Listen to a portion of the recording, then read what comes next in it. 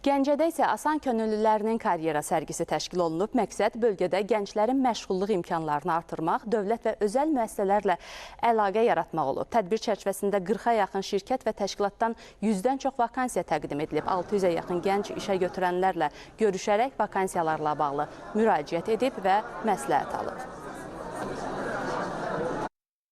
İnsan resurslarının idarə olunması ilə bağlı CV hazırlamışam və aktiv vakansiyalara müraciət etmişəm. Ümid edirəm ki, növbəti işə qəbul olunanlardan biri də mən olaram.